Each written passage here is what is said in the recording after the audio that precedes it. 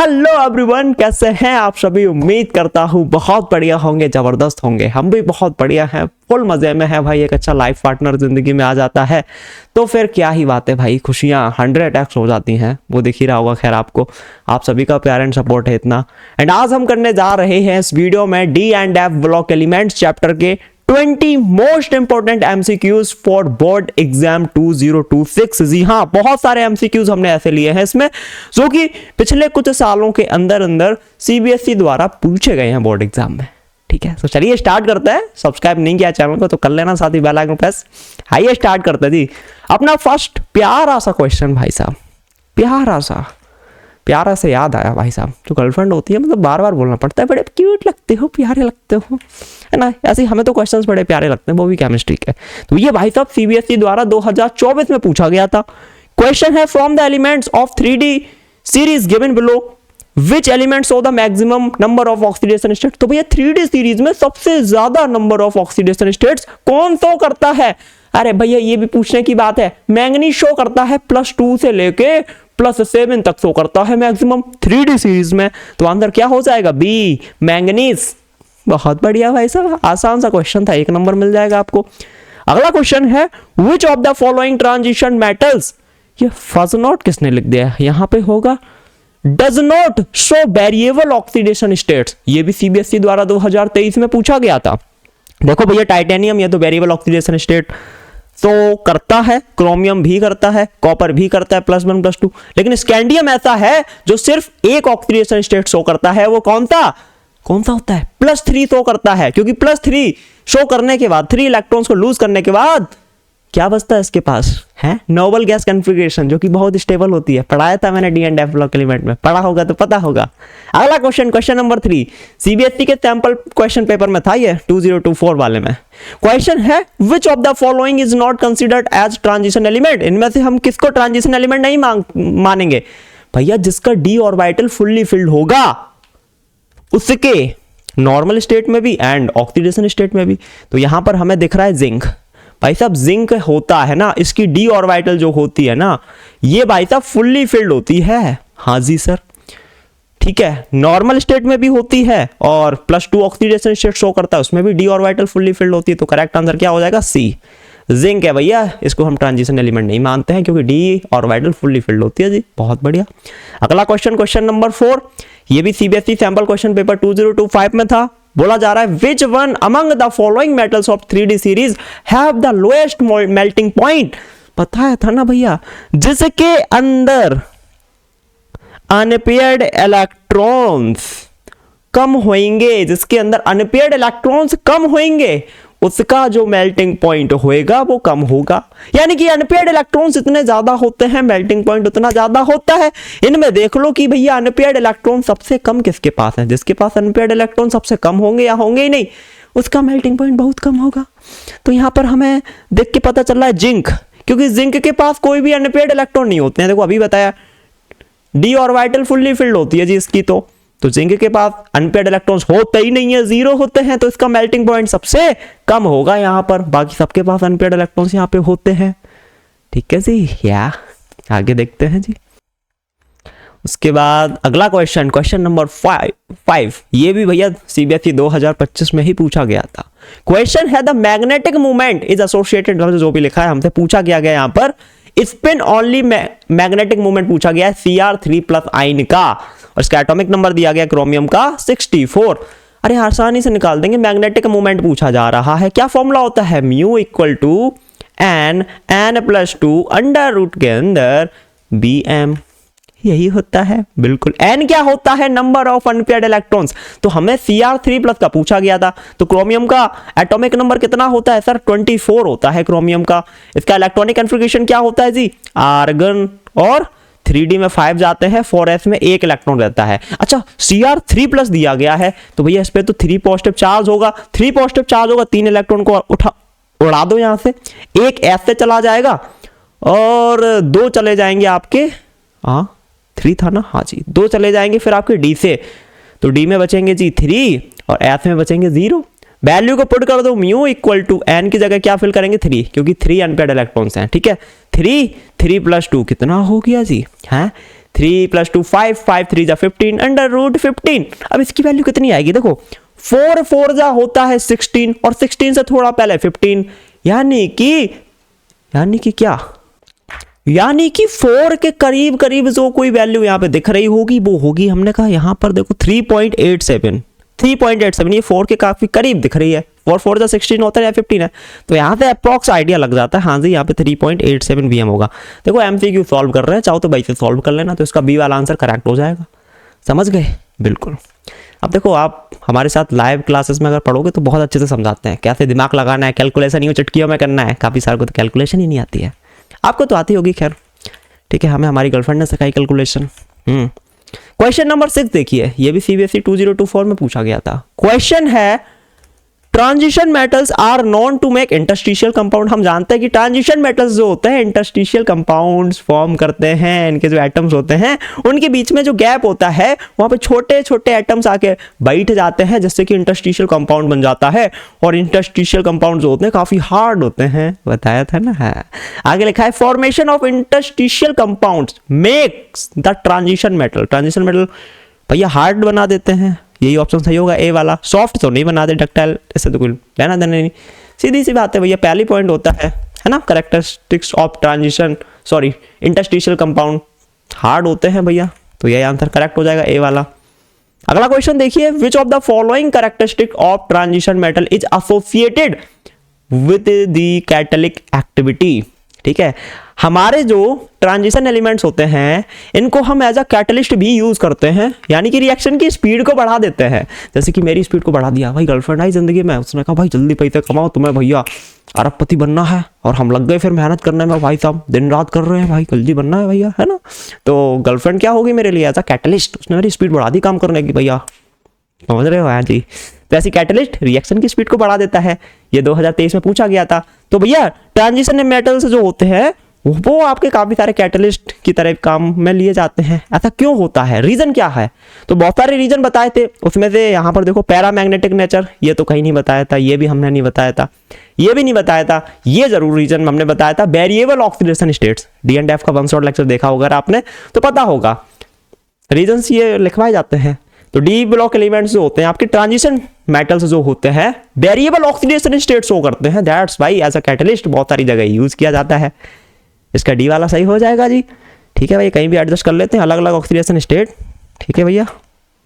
अगला क्वेश्चन देखिए, CBSE 2023 में पूछा गया था, the ions of the metal group 12 zinc cadmium mercury. भाई कुछ समझ में आ रहा है, जिंक कैडमियम मरकरी, इनके अंदर क्या होता है, डी ऑर्बिटल जो होती है ना फुल्ली फिल्ड होती है, समझ गए। हाँ जी, क्या लिखा है, the ions of the metal group यही 12 zinc cadmium mercury have completely filled D orbitals, बिल्कुल लिखा भी आगे, सो दे बिहेव्स लाइक सेमीकंडक्टर। ये तो भैया कुछ पढ़ा ही नहीं था आपने। हाँ, have very high melting points, भैया इनके अंदर डी ऑर्बिटल फुल्ली फिल्ड होती है, कोई अनपेयर्ड इलेक्ट्रॉन होता नहीं, अभी पढ़ के आ रहे, तो भैया ये पॉइंट तो बिल्कुल ही गलत है, मेल्टिंग पॉइंट तो हाई कहां से, लो होता है। आगे क्या लिखा है, do not behave like a transition metals, ये भैया बिल्कुल सही बात है, क्योंकि डी ऑर्बिटल फुल्ली फिल्ड है, and D orbital fully filled है, इसका मतलब वो ट्रांजिशन मेटल नहीं है, बिल्कुल। तो ये जिंक कैडमियम एंड मरकरी एक ही ग्रुप से आते हैं, ये भैया ट्रांजिशन मेटल्स नहीं होते, तो सी वाला ऑप्शन सही हो जाएगा, do not behave like a transition metals. ठीक है, डी वाला तो क्या है, बिहेव लाइक सुपर कंडक्टर, ये तो भैया कुछ पढ़ा ही नहीं था आपने, तो क्रॉस पे लगाओ, सी वाला ऑप्शन सही हो जाएगा। ठीक है जी, अगला question, KMnO4 is coloured due to, KMnO4 coloured क्यों होता है, रीजन बताना है जी। अब देखो कलर्ड के रीजन में से क्या आपने पढ़ाया था, डी ट्रांजिशन, कहीं पे अनपेयर्ड इलेक्ट्रॉन्स होते हैं ना तो वहां पर डी ट्रांजिशन होता है, दैट्स वाई हमें कलर नजर आता है। बट यहां पर तुम KMnO4 देखोगे ना, यहाँ पे तुम KMnO4 देखोगे ना, मैं समझा रहा हूँ, एग्जाम में सीधा लिख के आना है, ठीक है। यहाँ पे इसका चार्ज होता है +1, मैंगनीज का मान लो X, इसका ऑक्सीडेशन स्टेट निकाल लें, यहाँ पे अनपेयर्ड इलेक्ट्रॉन मिलेंगे नहीं तुम्हें, ऑक्सीजन पे होता है -2 है 4, तो 4 -2 इक्वल टू में 0, तो क्या आ जाएगा, यहाँ पे आ जाएगा X = 7 आएगा, मतलब मैंगनीज जो है +7 ऑक्सीडेशन स्टेट में है। मैंगनीज का एटॉमिक नंबर होता है 25, इलेक्ट्रॉनिक कन्फिगरेशन होती है, आर्गन लगाते हैं आगे, और जी 3d5 और 4s2, लेकिन मैंगनीज किस स्टेट में है इधर, +7 में, तो भैया 7 इलेक्ट्रॉन उड़ा दो, 2 इलेक्ट्रॉन ऐसे उड़ जाएंगे और 5 इलेक्ट्रॉन डी से उड़ जाएंगे। लो भैया 0 0 हो गए। इनके पास तो अनपेड इलेक्ट्रॉन है ही नहीं, फिर भी ये KMnO4 ये कहता है कलर्ड है। तो यहाँ रीजन क्या होता है, यहाँ रीजन होता है, क्या दिया गया, चार्ज ट्रांसफर, हाँ ये बी वाला, charge transfer from ligand to metal. यहाँ पे ये रीजन होता है कलर शो करने का। समझ गए भाई। मेरी गर्लफ्रेंड ना वो एकदम वाइट दिखती है, मतलब एकदम, समझ रहे हो, वाइट क्यों दिखती है, मेकअप और रखती है बहुत सारा वहाँ वो रीजन होता है भाई, इतना गोरी क्यों दिखती है ना। ऐसे KMnO4 कलर्ड क्यों है यहाँ पर, अनपेड इलेक्ट्रॉन तो नहीं है भाई, नेचुरल कलर हमारा व्हाइट नहीं है, लेकिन कोई व्हाइट दिख रहा है एकदम, मतलब मेकअप बहुत रखा होगा ऊपर से। ऐसी KMnO4 भैया DD ट्रांजिशन तो यहाँ नहीं हो पाएगा, लेकिन charge transfer from ligand to metal, इसकी वजह से ये कलर्ड होता है, ध्यान रखिएगा, बहुत इंपॉर्टेंट है। Correct answer is B. सीधा देख के टिक लगा देना एग्जाम में, ठीक है। बढ़ते हैं आगे अपने अगले क्वेश्चन की तरफ। क्वेश्चन नंबर 10, फिर से आगे वही, interstitial compounds are formed when small atoms are trapped inside the, ये तो मैंने अभी बताया था आपको इंटरस्टिशियल कंपाउंड कैसे बनते हैं। विच of the following is not a characteristic property of the interstitial compound. भैया जो आपके इंटरस्टिशियल कंपाउंड्स होते हैं उनकी कौन सी कैरेक्टरिस्टिक प्रॉपर्टी नहीं होगी वो बताओ 4 ऑप्शन में। तो पहला देखो, पहला ऑप्शन है they have high melting point, ठीक है, मेल्टिंग पॉइंट हाई होता है, ये बात मैंने आपको बताई थी, हाँ मेल्टिंग पॉइंट हाई होता है। हार्ड भी होते हैं, बिल्कुल होते हैं, अभी बताया था। मेटेलिक कंडक्टिविटी रिटेन करके रखते हैं, बिल्कुल रखते हैं। They are chemically very reactive, ये पॉइंट ये गलत है। तो कैरेक्टरिस्टिक प्रॉपर्टी भी रिवीजन हो गई आपकी। इंटरस्टिशियल कंपाउंड का मेल्टिंग पॉइंट हाई होता है, हार्ड होते हैं और मेटालिक कंडक्टिविटी रिटेन करके रखते हैं, बिल्कुल सही है। लेकिन केमिकली वेरी रिएक्टिव होते हैं, ये गलत बात है, ऐसा नहीं होता है, ठीक है। अगला question, question number 11, platinum PT is used as a catalyst in the preparation of SO3, ठीक है भैया, SO2 and O2, okay okay okay. In the reaction PT is used as a catalyst which increases the yield of SO3, absorb करता है या absorb करता है। अरे सीधी सी बात है, platinum as a catalyst use किया जा रहा है ना, तो भैया ये तो आप पहले भी पढ़ के आ रहे हो। कैटलिस्ट क्या करता है, एक्टिवेशन एनर्जी को कम कर देता है, ठीक है। तो इसका ऑप्शन करेक्ट कौन सा हो जाएगा, सी वाला, डिक्रीज द एक्टिवेशन एनर्जी। भैया एक्टिवेशन एनर्जी कम कर दी, एक्टिवेशन एनर्जी कम हो गई, ठीक है, तो रिएक्शन तुम्हारी फास्ट हो जाएगी। समझ रहे हो, आप लोग भी अपनी 10 जगह एनर्जी वेस्ट करते रहते हो, कभी इस लड़के से बात कर रहे हो, कभी उस लड़के से बात कर रहे हो, कभी दोस्तों के साथ घूम रहे हो, कभी कुछ कर रहे हो, कभी तुम्हें एकदम से करोड़पति बनना है, कभी कुछ करना है, एनर्जी 10 जगह वेस्ट होती रहती ना। फिर एक लड़की आती है जिंदगी में, कहती है इधर उधर नहीं भटकने का, सिर्फ टाइम मेरे को देना है और काम पैसे कमा के लाओ, ठीक है। फिर एनर्जी एक जगह पे लग जाती है काम में, है ना, तो फिर बढ़िया प्रोडक्टिविटी आती है जिंदगी में, क्योंकि फालतू एनर्जी जो वेस्ट हो रही थी ना इधर उधर घूमने में और अलग अलग लड़कियों या लड़कों के पीछे भागने में, वो खत्म हो जाती है। ऐसे ही भैया रिएक्शन जो हो रही होती है वहां पे जब कैटलिस्ट डाल दिया जाता है तो एक्टिवेशन एनर्जी को वो कम कर देता है, जिससे कि जल्दी तुम्हारे प्रोडक्ट बनने लग जाते हैं। तो इसका करेक्ट ऑप्शन सी हो जाएगा, है ना। अगला क्वेश्चन देखो, क्वेश्चन नंबर 12, ठीक है, ये तो आसान है। यहाँ पे क्या दिया गया, the trend of which property is represented by the following graph, ठीक है भैया। यहाँ पे आपके 3D सीरीज के एलिमेंट्स लिखे गए हैं, शक्ति, वक्र, मनफी, कोणिकुजन, है ना, और यहाँ पे ये रेडियस है, एटॉमिक रेडियस। तो भैया देखो क्या प्रॉपर्टी ऑब्जर्व हो रही है। सबसे पहले भैया ये जो एटॉमिक रेडियस है ये कम हो रही है, कम हुई, फिर ये सेम हुई, फिर ये लास्ट में जाके बढ़ी। अरे भैया ये तो 3D सीरीज में एटॉमिक रेडियाई की बात हो रही है, एटॉमिक रेडियस ही तो ऐसी होती है। 3D सीरीज में हम आगे जाते हैं, सबसे पहले क्या होता है, साइज हमारा कम हो रहा होता है, फिर सेम होता है, फिर लास्ट में जाके बढ़ जाता है। रीजन भी आपको पता होगा, स्टार्टिंग में न्यूक्लियर चार्ज बढ़ रहा होता है ना, फिर इलेक्ट्रॉन के बीच में रिपल्सन बढ़ जाता है, बताया था ना। तो इसका करेक्ट ऑप्शन क्या हो जाएगा, बी, एटॉमिक रेडियस का है ग्राफ ये। बहुत बढ़िया, देख के तुरंत बता देंगे। अगला क्वेश्चन, क्वेश्चन नंबर 3, अरे ये क्या क्वेश्चन है, ये भी कोई क्वेश्चन है। लेंथनॉइड कॉन्ट्रैक्शन, अस लिख दिया, इज लिखना चाहिए यहाँ पे। वैसे ये पीपीटी मेरी गर्लफ्रेंड ने बनाई, आज मैंने नहीं बनाई, ठीक है। अस की जगह इज लिखना होता है। मेरी गर्लफ्रेंड बहुत सपोर्टिव है, मेरी हेल्प करती रहती है, लेकिन वही गलतियां करती है। यहाँ पे अस की जगह इज लिखना था, अस लिख दिया उसने। Lanthanoid contraction is due to increase in, lanthanoid contraction किसकी वजह से होता है, किसके बढ़ने की वजह से होता है, atomic number, Nazi, affective nuclear charge, atomic radii, या बैलेंस इलेक्ट्रॉन, भैया न्यूक्लियर चार्ज की वजह से। अफेक्टिव न्यूक्लियर चार्ज बहुत ज्यादा होता है। अब ऐसा क्यों होता है, poor shielding of F orbitals, ठीक है। तो 4f ऑर्बिटल होती, सॉरी लेंथनॉइड कॉन्ट्रैक्शन है ना ये, हाँ तो सही बता रहा हूँ ना, लैंथेनॉइड कॉन्ट्रैक्शन में भी तो 4f ऑर्बिटल ही तो आती है बिल्कुल। तो भैया 4f ऑर्बिटल जो होती है उसमें जो इलेक्ट्रॉन्स होते हैं उनकी पुअर शील्डिंग होती है, ठीक है, जिसकी वजह से जो न्यूक्लियस बैठा होता है ना वो बाहर वाले इलेक्ट्रॉन को खींच लेता है अपनी तरफ, जिसकी वजह से वही लैंथेनॉइड कॉन्ट्रैक्शन होता है। एटॉमिक साइज जो होता है, रेडियाई होती है, वो डिक्रीज हो जाती है अफेक्टिव न्यूक्लियर चार्ज की वजह से, बहुत ज़्यादा हो जाता है, क्योंकि ये 4f इलेक्ट्रॉन होते हैं ना, इनकी पुअर शील्डिंग होती है जी, इसकी वजह से। तो करेक्ट ऑप्शन बी हो जाएगा, अफेक्टिव न्यूक्लियर चार्ज बहुत ज़्यादा होता है, दैट्स वाई लैंथेनॉइड कॉन्ट्रैक्शन होता है कि साइज भैया कम हो जाता है एटम का। हाँ जी, अगला क्वेश्चन, हाँ ये बढ़िया क्वेश्चन है, इस तरीके के बहुत ज़्यादा चांसेस है कि अभी एग्जाम में पूछे जाएंगे आपसे। क्वेश्चन है, two elements X and Y have electronic configuration as, X and Y दो कोई हमारे होंगे एलिमेंट्स, उनकी इलेक्ट्रॉनिक कन्फिग्रेशन दी गई है। हमने कहा देखो जी, x equal to 3d5 4s1, ठीक है भैया, इसमें 5 इलेक्ट्रॉन दिख रहे हैं डी में, अनपेयर्ड इलेक्ट्रॉन 5 हैं भाई साहब, ठीक है, एस में 1 है। बाई वाले में देखो 5d10 6s2, यानी कि डी ऑर्बिटल फुल्ली फिल्ड है, एस भी फुल्ली फिल्ड है, समझ रहे हैं। यहाँ पे अनपेयर्ड इलेक्ट्रॉन नहीं दिख रहा बाई वाले में, एक्स वाले में अनपेयर्ड इलेक्ट्रॉन्स है, देखो डी में भी 5 है, पांचों अनपेयर्ड हैं, है ना, एस में 1 है, ठीक है।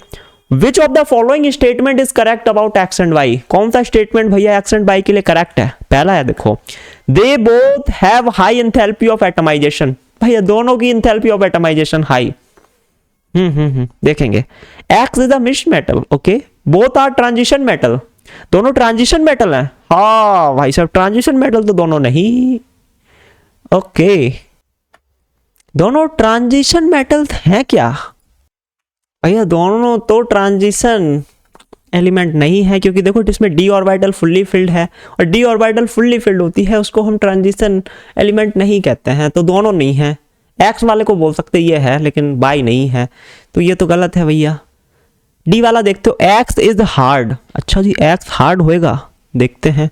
और क्या लिखा है आगे, बाई इज नॉट, मतलब एक्स हार्ड होगा बाई नहीं होगा, ये डी वाला ऑप्शन बोल रहा है। हमने देखो एक्स में देखो अनपेयर्ड इलेक्ट्रॉन्स है, डी ऑर्बिटल में 5 है, एस में 1 है, यानी कि इसमें अनपेयर्ड इलेक्ट्रॉन्स हैं, और बाई वाले में अनपेयर्ड इलेक्ट्रॉन्स है ही नहीं, मतलब समझ रहे हैं, एक्स वाले में अनपेयर्ड इलेक्ट्रॉन्स हैं तुम्हारे, और बाई वाले में तो अनपेयर्ड इलेक्ट्रॉन है ही नहीं, क्योंकि देखो डी ऑर्बिटल फुल्ली फिल्ड है, एस भी फुल्ली फिल्ड है, यानी कि नो अनपेयर्ड इलेक्ट्रॉन। और अभी मैंने आपको बताया था कि अनपेयर्ड इलेक्ट्रॉन जितने ज्यादा होते हैं उनका उतना ज्यादा मेल्टिंग पॉइंट होता है, ठीक है, और मेल्टिंग पॉइंट ज्यादा होता है अनपेयर्ड इलेक्ट्रॉन से, तो ये हार्ड होते हैं। तो एक्स भैया, एक्स के पास अनपेयर्ड इलेक्ट्रॉन ज्यादा है तो ये हार्ड होगा, जबकि बाई जो है ये हार्ड नहीं होगा, ये भैया सॉफ्ट होगा।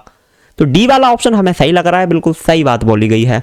जैसे कि पहला वाला हो गया ना, they both have high enthalpy of atomization, तो ये गलत है भाई, X is mixed metal, by not, नाजीना, बोथ आर ट्रांजिशन मेटल, नहीं है दोनों, डी वाला सही हो जाएगा, ये बिल्कुल सही लग रहा है हमें। गलत हो तो नीचे कमेंट में बता देना भाई, ठीक है, मुझे आंसर रियली नहीं पता, मुझे तो ये भी नहीं पता था क्वेश्चन एग्जैक्टली इसमें है कौन से। मैंने ये भाई अपनी गर्लफ्रेंड को काम दिया था, क्वेश्चन फाइंड करो लगभग 20 से 25 और पीपीटी बना के हमें दो, बाकी फिर हम देख लेंगे भैया, है ना।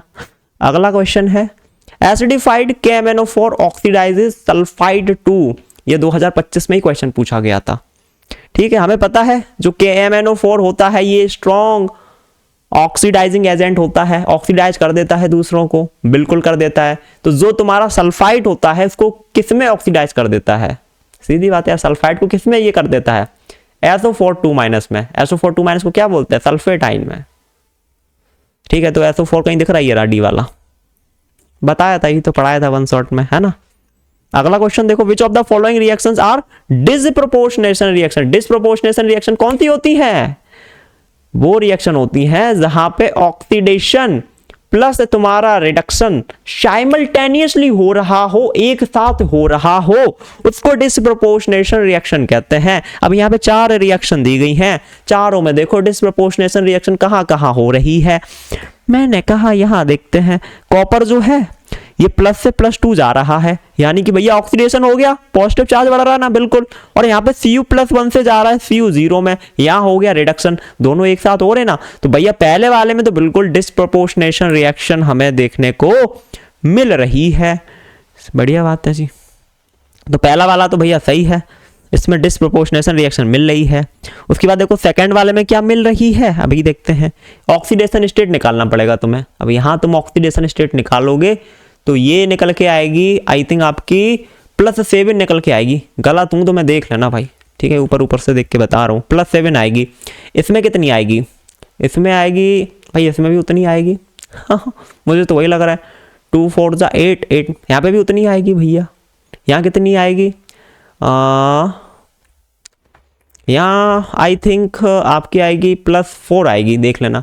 तो भैया यहाँ तो +7 से +7 ही है, यहाँ पे +4 है।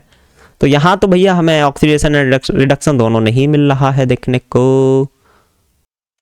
ऐसे ही अगले वाले में देख लेना, यहाँ पे KMnO4 है ना, KMnO4। तो यहाँ पे मैंगनीज की ऑक्सीडेशन स्टेट निकालो, कितनी आएगी? 2 4 जा 8, यहाँ पे आई थिंक +7 ही आएगी। तो +7 से ये किस में जा रही? K2MnO4 में निकालो भैया, मैंगनीज की ऑक्सीडेशन स्टेट कितनी आएगी? K2 लिखा ना, 2 × +1, मैंगनीज की मान लो X, ऑक्सीजन 4 है तो 4 -2 = 0।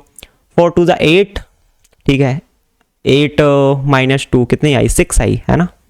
तो यहाँ पे +6 है भैया, चलो अच्छी बात है कि +7 से +6 हुआ, रिडक्शन हुआ, ठीक है। उसके अगले वाले में देखो MnO2 में, यहाँ मैंगनीज की ऑक्सीडेशन स्टेट कितनी आएगी? 2 2 जा 4, है ना, 4 आएगी बिल्कुल। तो यहाँ पे +4, मतलब दोनों जगह रिडक्शन ही हो रहा है इसमें, तो ऑक्सीडेशन तो हो ही नहीं रहा। तो भैया नहीं, थर्ड वाला तो नहीं होगा, क्योंकि ऑक्सीडेशन एंड रिडक्शन दोनों हो रहा हो एक साथ, उसको बोलते हैं डिस्प्रोपोर्शनेशन रिएक्शन। ऐसे यहाँ पे देख लो, मैंगनीज का ऑक्सीडेशन स्टेट कितना है? यहाँ पे कितना आएगा? यहाँ पे भी +7 आएगा, ठीक है। और यहाँ तो खैर एक ही बनना है MnO2, तो यहाँ तो दोनों तो हो नहीं सकता ऑक्सीडेशन रिडक्शन। तो फोर्थ वाला तो बिल्कुल है ही नहीं यहाँ पर, मतलब पहले वाले में ही सिर्फ हो रहा है ऑक्सीडेशन एंड रिडक्शन दोनों एक साथ। +1 से +2 भी जा रहा है, बढ़ रहा है ऑक्सीडेशन, मतलब पॉजिटिव चार्ज, ऑक्सीडेशन हो गया, पॉजिटिव चार्ज कम हुआ, रिडक्शन हो गया।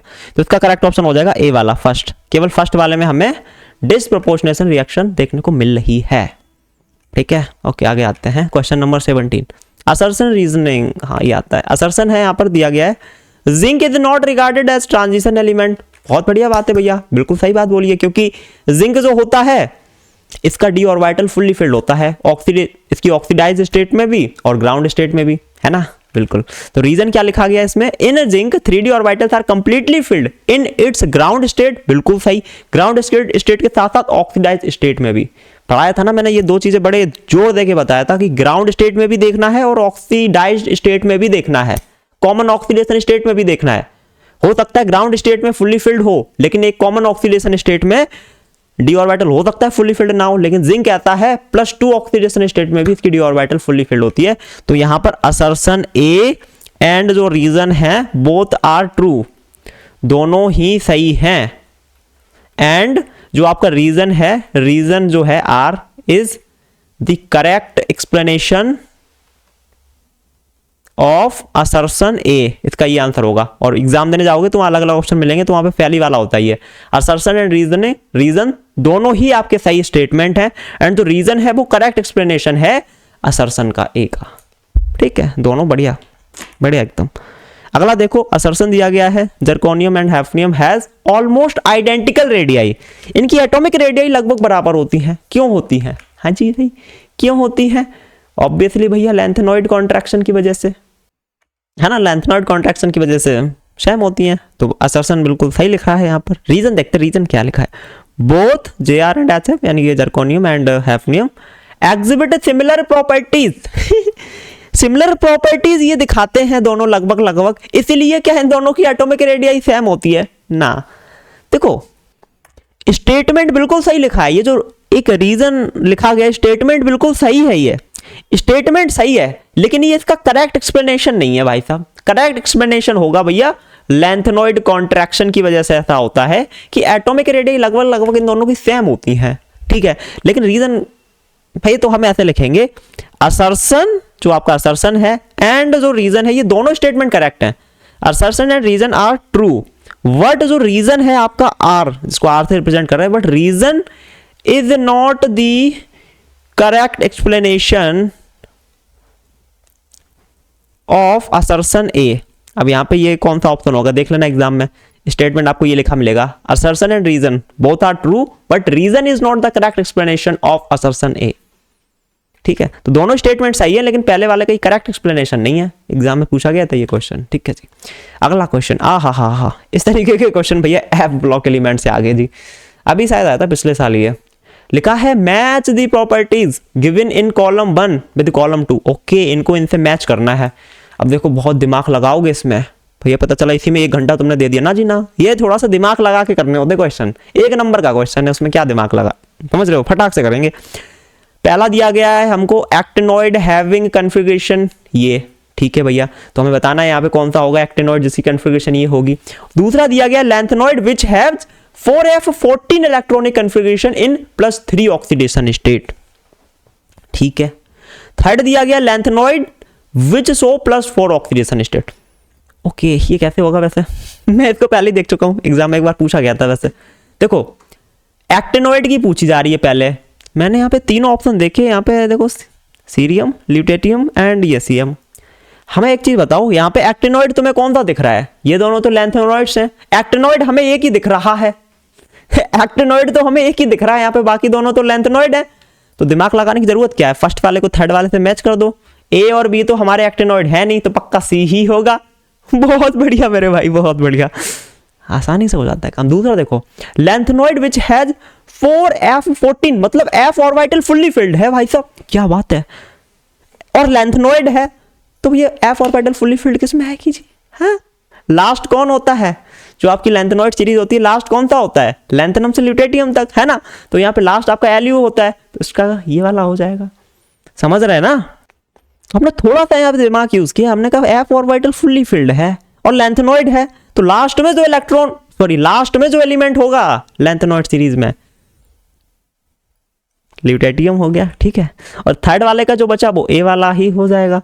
अब देखो यहाँ पे मैंने बहुत सारी ट्रिक्स वगैरह यूज करी, कुछ दिमाग में सोचा, अब यहाँ डिटेल में मैंने आपको सारी चीज नहीं बताई दी, उसके लिए आपको लाइव क्लासेस, समझ रहे हैं, तो लाइव क्लासेस आप देखो यूट्यूब पे काफी सारी पड़ी हैं। 1 शॉट्स देखो मैंने 1 शॉट बना रखे हैं इसके, ठीक है, बहुत सारी ट्रिक्स वगैरह बता रखे, बाकी काफी सारे बच्चे लाइव पढ़े हैं तो उन्हें ये सारी चीज पता होती है। मेरे दिमाग में तुरंत से आइडिया आ जाता है, इसका ये होगा उसका वो होगा, जो हमसे पढ़ते हैं बच्चे वो भी तो हो जाता है। तो उसका कौन सा सही होगा, फर्स्ट वाले का सी होगा, ठीक है, और सेकंड वाले का कौन सा निकला, बी निकला, और थर्ड वाले का है, तो आई थिंक इसका फर्स्ट वाला ऑप्शन सही होगा। अगर मैं सही हूं तो, गलत हूं तो एक बार कमेंट में बता देना आप, ठीक है, देख लेना, हो सकता है मेरे से गलती हो जाए, मैं लाइव क्लासेस लेता हूँ, बोल के रखता हूँ, मेरे से गलती हो सकती है, हो तो बता देना, ये नहीं कि अर्षद सर पढ़ा रहे हैं, अर्षद भैया पढ़ा रहे हैं, वो तो गलत हो ही नहीं सकते, हो सकता हूँ मैं गलत हूँ, बताना नीचे कमेंट में। क्वेश्चन नंबर 20, ये क्या है, which of the following ions has the electronic configuration 3d6। Okay, 3d6 हमें बताना है, इलेक्ट्रॉनिक कॉन्फ़िगरेशन किसका होएगा। अब पहले वाले का देख लो Ni3+ का, Ni3+ का, चलो लिख के देखना पड़ेगा भैया, है ना, 3d6 किस में आता है, तो निकल का यहाँ पे एटॉमिक नंबर भी देखो दिया गया है 28, हालांकि तुम्हें पता होना चाहिए, है ना, तो निकल का इलेक्ट्रॉनिक कॉन्फ़िगरेशन क्या होएगा, आर्गन से 18 इलेक्ट्रॉन रिप्रेजेंट करते हैं, फिर S में 2 इलेक्ट्रॉन जाते हैं, D में आ जाते हैं 8, हो गए भैया 28। लेकिन निकल है किस में, +3 ऑक्सीडेशन स्टेट में, तो 3 इलेक्ट्रॉन को भगा दो यहाँ से, 2 इलेक्ट्रॉन S से चले जाएंगे, 1 D से चला जाएगा, D में 7 बचेंगे, S में 0 बचेंगे, तो यहाँ पे क्या 3d6 आया, नहीं, यहाँ तो 3d7 आया, तो पहला वाला ऑप्शन तो भैया नहीं होएगा। दूसरा वाला देखो कोबाल्ट वाला, कोबाल्ट का एटॉमिक नंबर कितना दिया गया, 27, लिखो जी 27 CO कोबाल्ट। इलेक्ट्रॉनिक कॉन्फ़िगरेशन क्या हो जाएगा, आर्गन, और ठीक है जी 18 इलेक्ट्रॉन आर्गन से हो गए 18 इलेक्ट्रॉन, 2 इलेक्ट्रॉन S में चले जाएंगे 20 हो गए, 7 और करने D में 7 चले जाएंगे। कोबाल्ट है किसमें जी, +3 ऑक्सीडेशन स्टेट में, है ना, तो इसमें +3 लगाओ, 3 इलेक्ट्रॉन को भगा दो, 2 इलेक्ट्रॉन S से चले जाएंगे, 1 D से जाएगा, तो D में कितने बचेंगे, 1 चला जाएगा, 6 बचेंगे, S में 0 बचेगा। अरे भैया इसमें तो आ गई 3d6, और यही हमसे पूछा गया था किस कॉन्फ़िगरेशन में 3d6 होएगा, तो B वाला ऑप्शन भैया तुम्हारा सही हो जाएगा। ठीक है, बी वाला ऑप्शन तुम्हारा सही हो जाएगा, C एंड D देख लेना, निकाल के नहीं निकलेगा, ठीक है, निकले तो बता देना, ठीक है, तो बी वाला ऑप्शन सही हो जाएगा। कोबाल्ट 3+ ऑक्सीडेशन स्टेट में हमें इलेक्ट्रॉनिक कॉन्फ़िगरेशन मिलती है 3d6, हो गया जी, ठीक है, यही कुछ MCQ थे, और आई थिंक नहीं है, 20 ही है यहाँ, ठीक है। कैसी लगी वीडियो नीचे कमेंट में बताएगा, एंड कितने क्वेश्चन आप सही आंसर कर पाए वो भी आप नीचे कमेंट में बता सकते हैं। ऐसी और मोस्ट इंपॉर्टेंट MCQs और न्यूमेरिकल्स वगैरह बहुत जल्द हमारे चैनल पर आपके लिए आ रहे हैं वीडियोस, ठीक है, आप सब्सक्राइब कर लो, बेल आइकन प्रेस कर लो। कुछ प्रॉब्लम हो तो नीचे कमेंट में बताना, कहीं कोई आंसर मेरे से गलत हो गया हो तो माफ़ी चाहूँगा, इंसान हूँ, गलती हो सकती है, ठीक है। चलिए इस वीडियो में इतना ही, मिलता हूँ एक और नई वीडियो में, तब तक के लिए जय हिंद, वंदे मातरम।